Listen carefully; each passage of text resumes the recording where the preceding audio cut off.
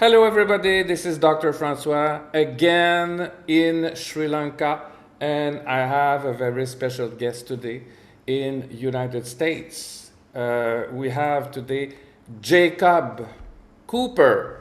Jacob lives in Massapequa, New York. He will correct me if I pronounce it bad.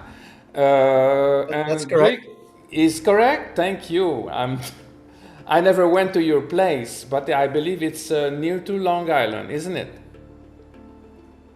Yes, it's in Long Island. It's named after a Native American, Indian Ah, tribe.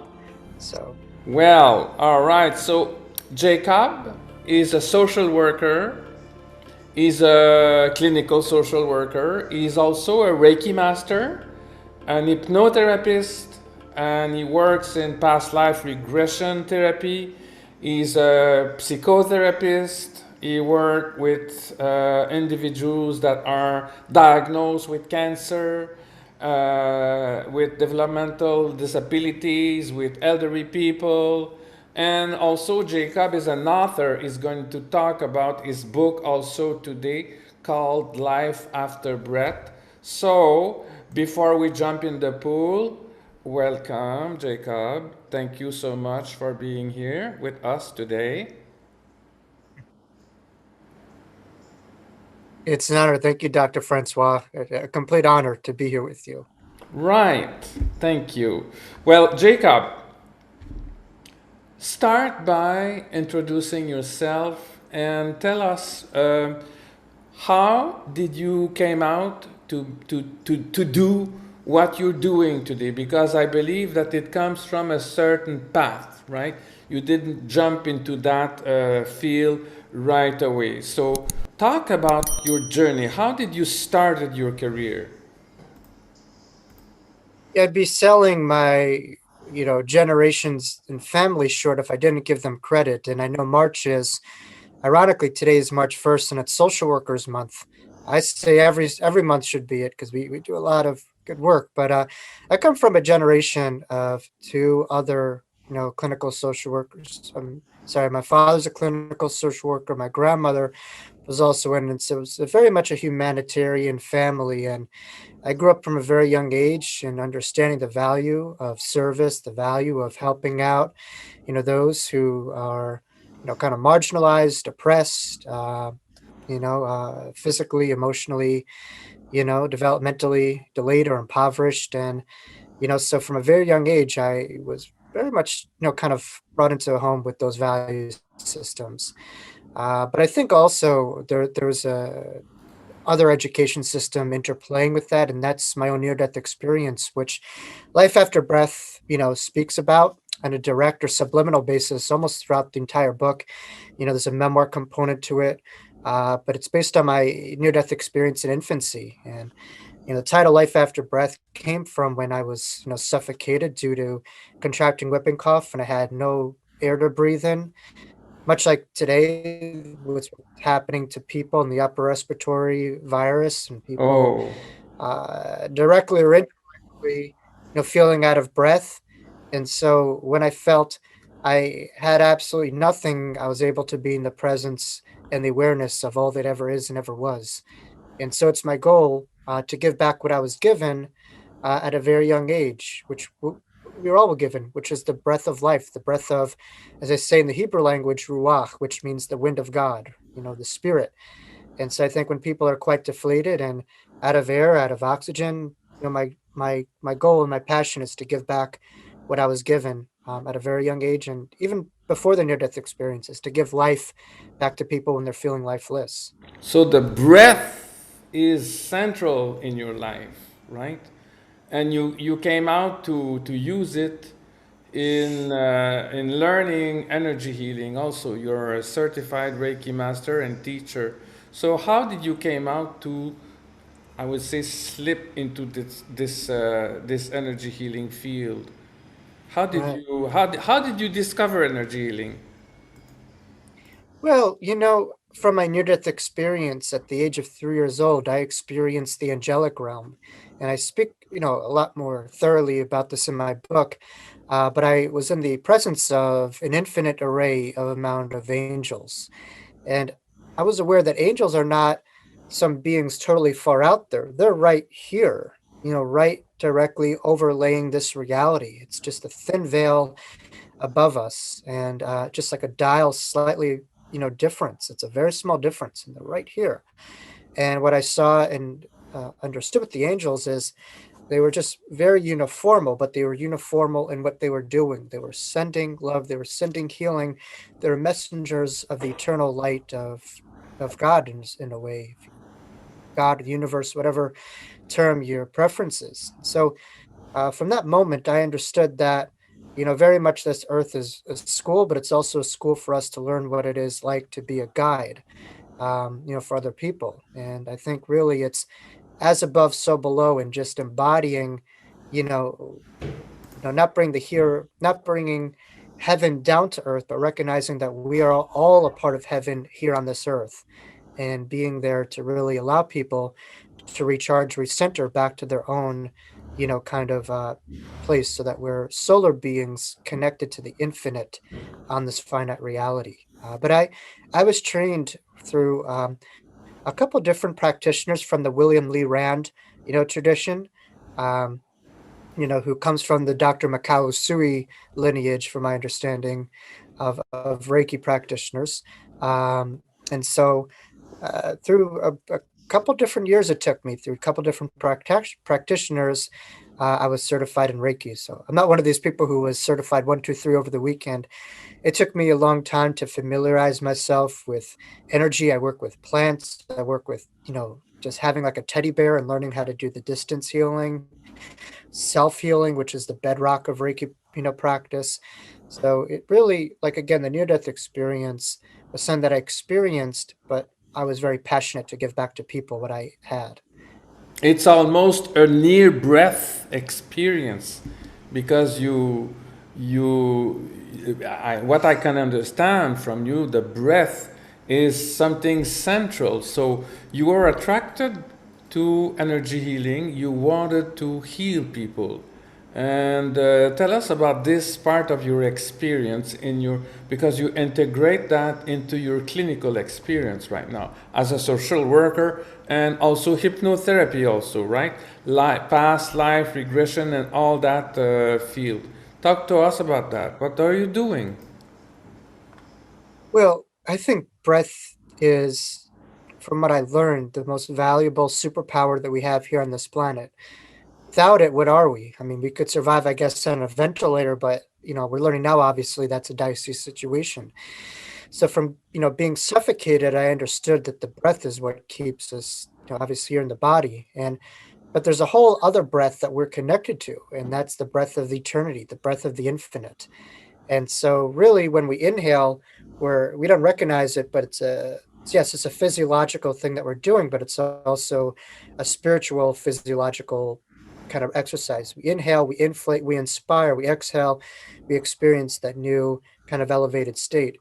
So I'd say the deeper the breath, the deeper the connectivity, between the two realms, and the more that we're able to really gather in that higher infinite kind of reality into the finite body. And that's what the soul really needs to replenish itself, because we're not just a physical body. Once we recognize that we're a soul, the breath really does expand and feed the inner part of ourselves. And so I think with a lot of people, they're experiencing depression, anxiety, anger issues, addictive patterns.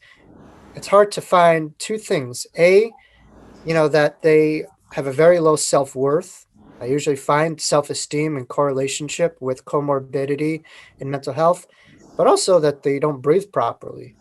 You know, they're very, very short on their breath and their connectivity to the inner part of them. Because I feel if you're very connected to that deeper part of you, and you're connected to that, then obviously on the outside world things happen, but your foundation is rock solid. And so you're not a leaf in water as much with the outer currents. You have your own generated, kind of reality interplaying. So I think a lot of people are very much disconnected to that infinite part of them.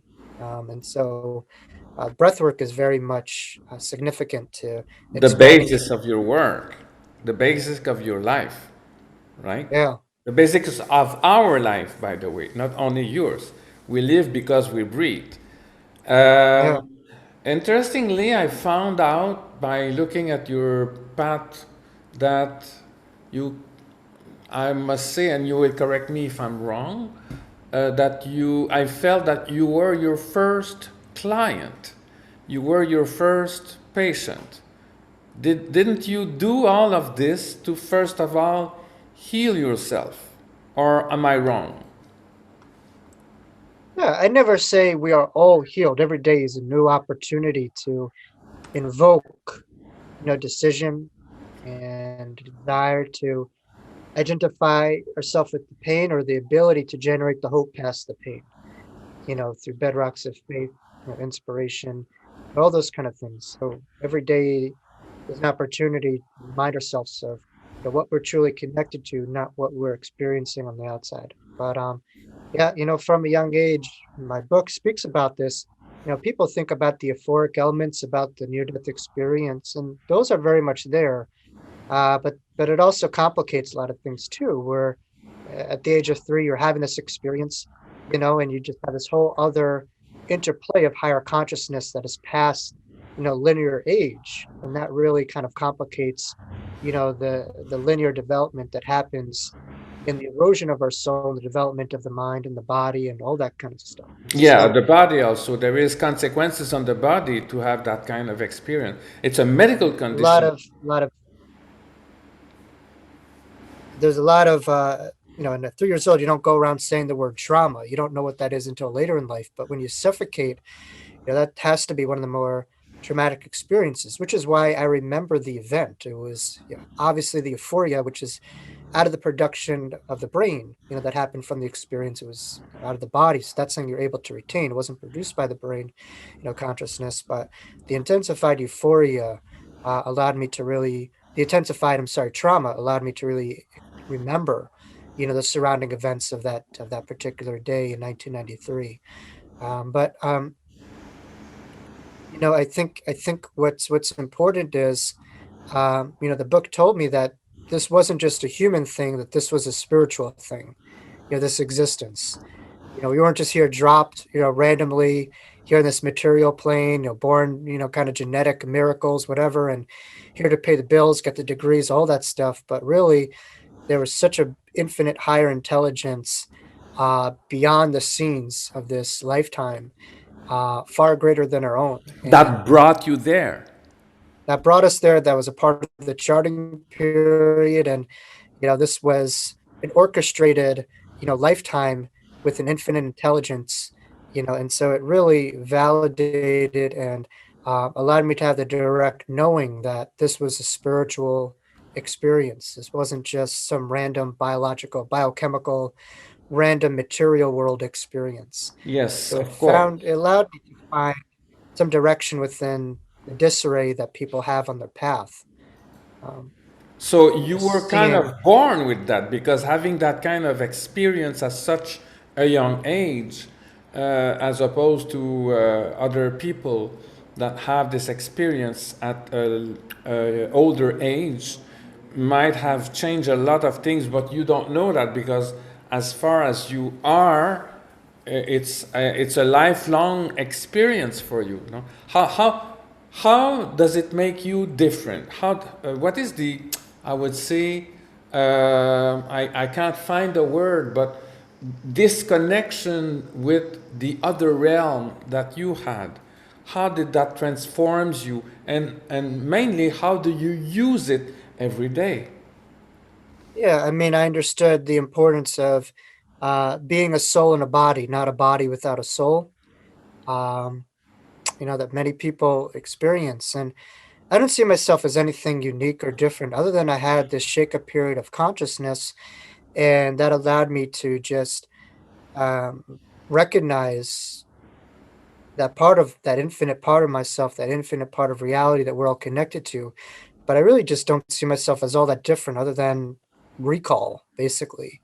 I don't take monopolization of this, of the other side or of infinite. I think it's my job to just tap people on the shoulder and remind them when they might be sleeping, and what they decide to choose with that, is entirely out of my hands. Uh, but I- Yes. but I would say is I think um, my experience kind of took me out of the conditioning and the conditioning of the um, disempowerment. I think from a very early age, we have a reality going on an inner level, and then a whole other diametrically opposite reality going on this planet. And so the world sees us as a physical body and has a synonymous understanding of who we are with our bodies. And so they see us as a blank slate. And so very young, we're told to give our power over to adults, teachers, caregivers as a source of truth and strength. And so But it's a very do you still feel this every day? Do you still, because um, how can I say that? I mean, in our everyday life, we touch our skin and we feel the body. It's an obvious thing, right? We feel it, we see it, we experience it when we have pain, when we are hungry, etc. We feel our physical body. Um, does this experience help you to every day, every moment of your life to reconnect with the soul? And how do you communicate with that? How do you relate with this? many levels. I understood, and as people are catching up to today with the pandemic of the impermanence of life and how delicate and fragile, and at any moment this body, could be taken from us. It's just, and so you know, within my lifetime, I don't take any moment for granted. I engage in impermanence, very strongly, and I try to leave nothing left in the tank within my existence because I understood at any moment this body could all be gone, but you can never take us away. We are eternal, but this lifetime, this body, this unique window, I fully embrace, and so I that's one part, and the other part is in the face of adversity. From a very early age, I was pretty resilient, and I didn't know why. For instance, I talk about this in my book. There was one time where, like, I was, I guess, talking in assembly and in front of the whole entire school on a megaphone. The principal singled me out and said to go in his office, and it was a very traumatic experience having her name shouted out there. At the time, I was very overweight. I had a lot of insecurities about my body, so I had to walk have a walk of shame, with my behind and my body in front of everyone. And I was like in ninth or 10th grade, and you had all these big seniors looking at you, and I was just like this kind of little meatball kind of kid, and very, very embarrassing. But when walking, I felt the presence of, my two guides with me, walking with me. It was just the weirdest kind of thing. And, they would come in and out of my life at, kind of different moments. But I understood that I gave my power to eternity versus infinite struggle. I understood that all this stuff passes. We don't, it's like a passing wave in an ocean. Some of the waves are turbulent, but at the end of the day, it all passes. The one thing that lasts is our infinite soul, and how we interact with that experience and how we're able to remember that in the face of infinite struggle will allow us to be resilient. And I think we define ourselves as infinite. We remind ourselves in the face of struggle that there's a space to kind of integrate and that we can never be truly hurt nor damaged. And all this stuff is only the value that we give it. And we give power to our infinite reality. And the finite reality has really no legs to stand on. Right, So that's and I must that it might be a great source of inspiration, also when you are in the clinic experience. I mean, this might be not only for the patient, but I mean for you. This might help you a lot to become a healer in a certain way. Does it make you a better healer? Do you believe it make you understand more what is healing? I think it allows me to understand the capacity of human potential, the ability of resilience that people have inside of them to overcome adversity, and just the passion to kind of, as Bruce Springsteen would say, start a fire with a spark, or he says, start a fire without a spark in his song, right? So I think trying to find ways to ignite people in their own unique ways, with the understanding that um, I think if people get in trouble when they try to do it all on their own accord, they try to muscle life. I think once they're able to ask for guidance, ask for help, and to understand the infinite array of support, around us, you know, even in the absence of support here on this earth, I think we're able to be kind of like a solar being and ride with that wave, ride with that energy. But again, that comes to a self-esteem issue when people think that they have to do it all on their own, that it takes weakness to ask for help. That's kind of what we're taught, within this kind of chauvinistic society of, kind of Mr. Atlas kind of thing and doing it all on our own. And so I think the significance of seeing strength and asking for assistance and guidance from practitioners and those on either side is very much a sign of a strong individual. Right. And There is a field that you are practicing that I'm not very familiar with, this past life regression. How do you use it in a clinical context? How this can be useful for a patient that is really in need of understanding his own life? And explain us this modality, which I don't know it very much. oh, sure. The concept of reincarnation, obviously is nothing new. If you look at the bedrocks of almost any major religion, from Judaism, Christianity, even Islamic faiths, at the core of it is reincarnation. Now the powers in control, take away those teachings because in the way those are very empowering and they like the group kind of consciousness, the group thought, kind of teaching. So they take that away as almost kind of like it's too potent for people to have awareness of. But I think all religions start with some degree of spirituality, and then they just become collective ideologies. In a way, disempowering. Um, and so, what I view past life regression as a great way for when people are just kind of hitting the wall, and let's say they're coming to me, they're having unexplained physical, emotional, psychological kind of ailments or issues, and they're trying to really understand the deeper core root of what's transpiring. And so, if we understand that we're not just this body, we are a soul with many different lifetimes past this body, that means that we carry good stuff, such as talents. How do you obviously explain Michael Jackson playing at such a young age, Yeah. or Mozart at a very young age? That just doesn't come with one lifetime. And that's not just a product of genetics. And so there's a lot of pathologies with reincarnation, but there's also an ability to understand some of our greater gifts that, might not be as honed in or acknowledged from other lifetimes. And so from my near death experience, I understood that the brain is a great filter between consciousness. Once my brain shut down due to suffocation and deprivation of oxygen, is when all these things kind of came through. And so hypnotherapy is a great way to really allow people to get into the deeper states of consciousness within the brain so that their filter is clear between the two realms, so that they're able to be a channel of kind of hidden information that's important for their everyday lives. And so hypnosis obviously works that way. We're getting to the deeper, kind of subconscious ways. And it's not just in past life regression, it's in weight loss, cigarette cessation, unresolved related kind of child systemic or adult related trauma. So it's very versatile in what you could integrate and apply. But at the core, I see it as opening up, kind of the mind only works when it's like a parachute, only works when it's open. And so it's a great way to open the mind, not controlling the mind as kind of Hollywood and the media kind of portrays it as. Yes, I understand, of course. Now let's jump into the book. And I would like to understand what led you to write that book. What is your inner motivation? Why did you want to write a book, and what was your objective behind that? Yeah. I think in a way you almost have to be a little bit crazy to write a book just because of unless you're a bestseller, it's hard to monetize it, in a way.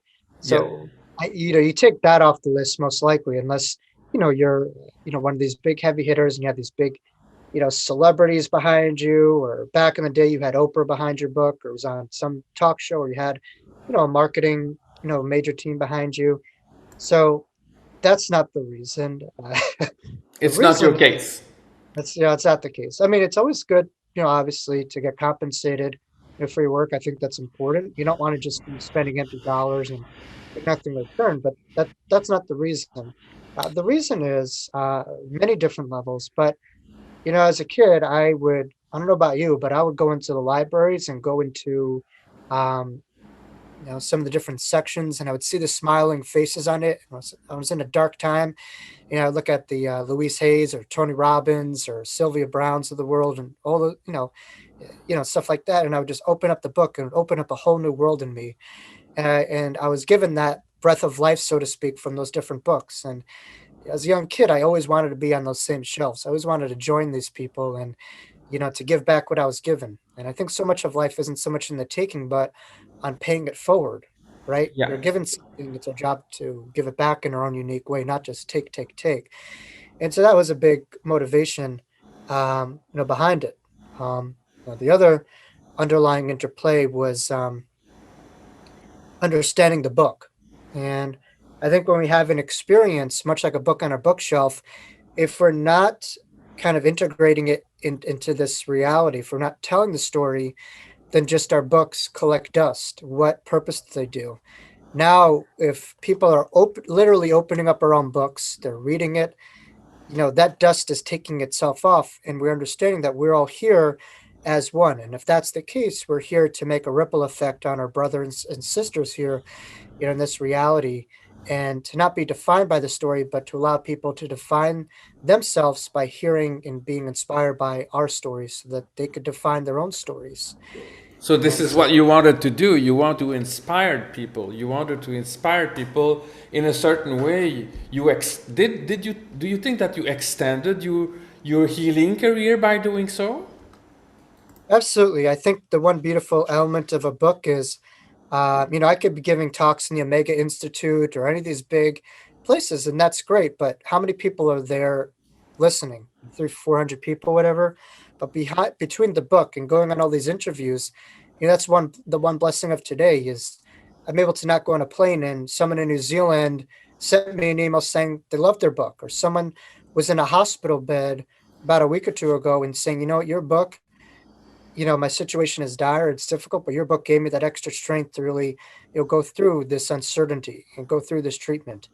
And so that's the beauty of a book is you just never know who will be touched from it. Obviously, there'll be the detractors and people go on Amazon and troll you and give you 1 or 2 stars, but that just come with the territory. But on the vast majority, right, it will be a lot of people who will be impacted. And just imagine what the inverse of that, if you were very fearful of what people would say or do with your work and giving them all the power, then look at all those people who are now at loss from you not going out there, putting your book out there. So it's got nothing to do with me, but everything to do with other people. If it's just about me, I would just sit in front of the television, watch, football. That's quite comfortable for the ego.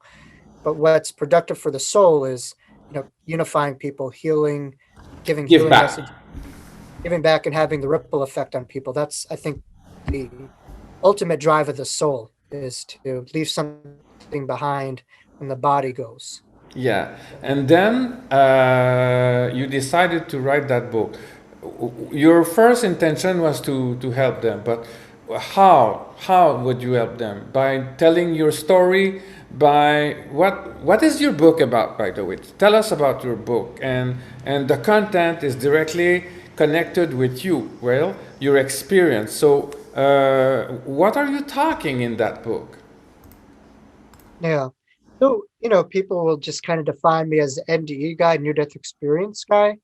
My own near death experience, is a part of the book, but I don't want to label it as just unidimensional. This is it, because that's not up to me. I think every reader will find something different within the book. So, but if you ask in my opinion, right, every reader will find something different. I, you know, throughout the last couple of years and speaking publicly, I understand that people will hear a near death experience or talk and they'll be quite inspired by it, but it will be spirituality without practicality. They'll have a difficult time oftentimes relating to it and their experience, and maybe at times feeling like, okay, this person has privilege. It's easy for them to talk about all these things, and I don't have that kind of stuff. And so for me, I got very personal in the book, for not for self-congratulatory measures or to pat myself on the back, nothing like that, but for the readers to take ownership and to be able to relate to the story. And so, what inspiration comes from everything being perfect? Not much. We're just kind of left stargazing. But I think in the way, if you're able to get very vulnerable and talk about some of the stuff that happened, um, on the good and bad and ugly, I think it takes people on a wild ride to have Hmm. universality behind the afterlife and the other side, and to take ownership and take the pedestal off of the near-death experiencers and to start, taking ownership. And so my job is to not have people defined by my story or to see that I have monopolization of the afterlife, but rather to empower people to take ownership of those same things that I experienced as a young age as something that we all are forever connected to and can connect to if we just open ourselves up to the doorway of eternity and the sacred silence that is around us at all times. Yeah, well, actually, I find that it helped them to connect to their present life, isn't it? If you are talking about what happened out of that realm, out of our realm, does it help them to understand their own life mission, and then have a better life and understand the cost or the value of it? Do you believe that it's changing their point of view? Absolutely. I think the goal is for people to start seeing themselves a little bit differently. When you see yourself as a body, you just want more physical things, right? We feed ourselves what we see ourselves as. And the moment we see ourselves as something beyond the body, something beyond the emotions, beyond the mental, beyond the psychological, but this infinite soul, this quantum collective energy of ourselves, we recognize, that there's a purpose behind this. There's a purpose, beyond this. And once we understand some of the DNA behind it, we understand the unification of the soul and the importance of finding ways for people to be unified and to heal in our own way and to be on the same page as much as we can with others and to develop some degree of movement. I think the important part is to recognize that we are all instrument players here in this divine symphony. But it's important to understand, what are we putting out there? What kind of pitch are we putting out there? Is it a constant complaint, negativity, agitation, judgment, or is it a more higher octave that we're putting out there? Because we don't recognize our energy has a ripple effect. And the higher vibratory our energy is, not only people who will come in direct contact will be inspired by us, but also on a collective, we add a different kind of energy on the planet. So Hmm.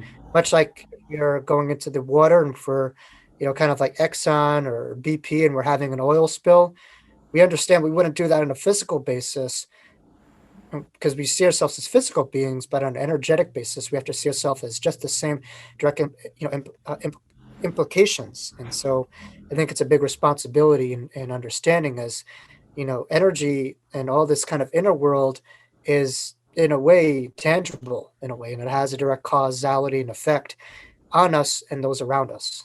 Right, right, right. As you are a healer, I like to ask that question to all of the therapists and healer, on your understanding, what it is a very simple question, but what is healing? How can you define healing? Such a simple but fundamental question, right? It is. There's many different paths up to the mountain of healing, many different modalities. What I would say is a wonderful question, but I would say healing in a way is getting in touch with that deeper part of you. It's not something so much out there, but something inside of you that you're connected to. And it's kind of being kind of like a solar being, or just very getting in touch with your own internal self-induced parts of yourself. I would say we have two roads in front of us. We have the capacity to cause damage within our own decisions. We could choose that road, or within ourselves, we have the capacity to change and alter. However we see ourselves and our own potentiality will define what we're capable of. And so if we do believe in duality, you can't have a feeling without a sponsoring thought, right? You can't have a feeling without that. And so we understand that thoughts in a way become things. And so I think in a way, if people understanding the responsibility of the ripple effect of our own eternal kind of system, we understand the capacity that we have to change and alter things, that things just don't have to be the way that they are. So in a way, it's a deep connectivity and a deep rapport with their own inner game to cause a direct implication with our multidimensional being. But I love the Reiki system, which is Rei is universal and Ki is energy. So in a way, it's getting in touch with the universal energy. If you Yes. view that we are a universe, it's getting in touch with the deeper part of ourselves, past the kind of surface of pain, of suffering, of physical limitations, and to get into that place of wholeness within ourselves. Right, right. Did you find that the act of telling your story, the act of writing, the act of publishing, all of this stuff, which you, I believe that was your first time, wasn't it? That's your first time. Was it a portion of your self healing? Did you find it a healing process for you? Aha. Absolutely. I um, I think in a way, we could, if you listen to the number one regrets from those who have crossed over, the number one regret that they have is they were living someone else's perception and viewpoint of what they wanted them to be. And as a result of that, they caved and, they just tried to make everyone and everything, happy about how they saw themselves and what they should be rather than, very much getting in touch with who they truly are. And that's a part of the soul's purpose. And so within my book, there were certainly a lot of detractors that I feel or what people would say or think. But ultimately, once I got into that place of that part of myself, right, and sending the story, I think in a way that's a part of the soul's message. We're not here to just hold and suppress ourselves. We're here to allow ourselves to be expressed, not repressed. What happens if we just hold on to things? Whatever good has that led to? And so from letting that out there, letting it rip and just, uh, having ourselves out there, I think in a way was very healing. And it allowed that kind of octave of our soul to kind of be expressed and vibrate. We're very much told to just not play our song, just put it in the background, pay the bills, play it safe. Don't make anyone too unhappy. And part of this Aquarian age is, really being people who just kind of ruffle some people's feathers. Because ultimately, when you're a pioneer, you have to break through barriers. You have to shake up some different things. That's just, you can't have one without the other. And so I look at every soul as a unique pioneer in their own way. And part of that is you have to shake some stuff up. And that might mean that people have a difficult time with it. So be it. It's impossible to make everyone happy. And so I think we're all within the Aquarian age. And the ultimate healing that we can do is to not be afraid of shaking things up, doing things a little bit different. And that's all a part of being unique and being true to who we are and not just pleasing the way that the world sees us and their expectations of ourselves. Right. So, are you planning to write another one after you finished all the promotion of this one, or Yeah, you don't I'm know? almost completed with my second book, actually. I haven't really thought of the title, but that book, it's funny. I had my near-death experience on a ladder in a playground. My name is Jacob, and you think of Jacob from the Bible and Jacob's ladder. And you think of a ladder, you think of each rung from the heavenly realm to this realm, and the angels going up and down. And so there is a ladder on my book, Life After Breath. There's angels Oh, and a ladder on it. right. So this book is very much kind of like introducing, who is this guy? Who is this dude? What was his story? And how can we be inspired and get to know him? It's very much of a rapport building book. Where my next book that I'm almost completed with is different steps and different kind of directions to bring the hereafter into the here now and just lessons from the other side. And so that's almost completed, but obviously, no pun intended, life after breath has to breathe and has to have a life of its own for a little bit of time. And then Yes. probably the next 2 years, I do anticipate my next book to be coming out. Yes, we all anticipate, I believe, that we are going to be very much anticipating. So thank you so much, Jacob. I will put the link in the book. I'm looking forward to read it completely. I will put you a very good review. I am very sure of that. Thank So you. Thank you. thank you for this testimonial and continue to share the joy and share the healing with all the humanity. Thank you very much, Jacob. Thank you so much for having me. You were a wonderful host and asked very intuitive, very spot on question that really allowed this work and this experience to flow very seamlessly. So wonderful, wonderful show. And I could tell you have a great gift of intuition. Yes, that's part of my job also. We do the same thing. I'm a Undeniable. healer. Yeah. Thank you, Jacob. Have a beautiful day. See you later. All right. Bye bye You for now. Bye.